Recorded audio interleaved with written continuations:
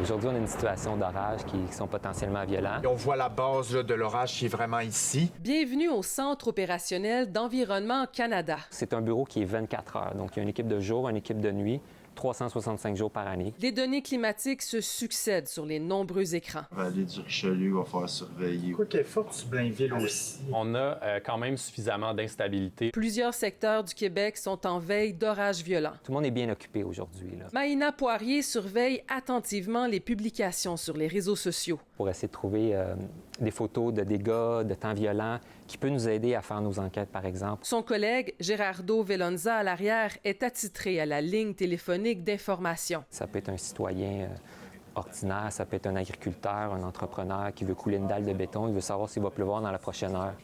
Donc, il peut appeler à cette ligne-là, puis il parle directement à un météorologue. Pendant que Georgina Barada se concentre sur les prévisions à long terme, Antoine et Maxime à l'arrière surveillent une cellule orageuse qui prend de l'ampleur. Elle est quand même assez intense, cette cellule-là ici. Clairement, elle persiste, puis elle s'en va, elle se dirige vers l'autoroute 15. Elle a baissé dans les dernières minutes. OK, non, je vais attendre au prochain scan. Mais aucune alerte n'est envoyée. Des fois, c'est gris, puis il faut trouver la balance entre est-ce que vraiment il y a un danger imminent avec des impacts réels ou on ne veut pas trop crier au loup. Quelques secondes plus tard, la situation change. Je vais envoyer à Saint-Jérôme.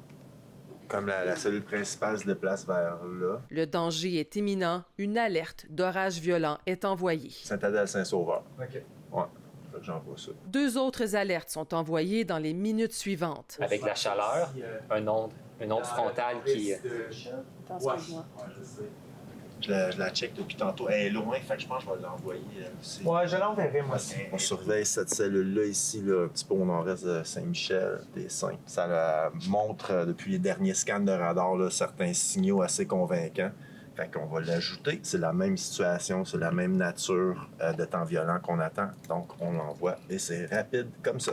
On n'alerte pas pour rien, en fait. Ça, je pense que c'est important que les gens comprennent. On a des critères bien précis. Ça veut dire qu'on a un des 4 critères. On a soit une tornade, on a des vents violents à plus de 90 km/h, on a soit de la grosse grêle, donc 2 cm et plus, ou on a de la pluie torrentielle. Mais dans tous ces cas-là, ça pose un élément de danger. Un des 4, c'est suffisant pour qu'on envoie des alertes d'orage violent. Ce matin, quand les prévisionnistes sont arrivés, ils ont décidé d'envoyer des veilles qui disaient, OK, là, cet après-midi, on a un potentiel orageux. C'est pas à prendre à la légère là, quand on envoie une veille d'orage violent. OK. Même s'il fait beau le matin. Souvent, c'est les pires journées en termes de temps violent. Quand les orages se développent, c'est là qu'on tombe dans les alertes. Là, le danger est imminent. On l'observe. Protéger les citoyens des dangers météorologiques, c'est ce qui motive ces passionnés du ciel. À Montréal, Marie-Michelle Lauzon pour Nouveau Info.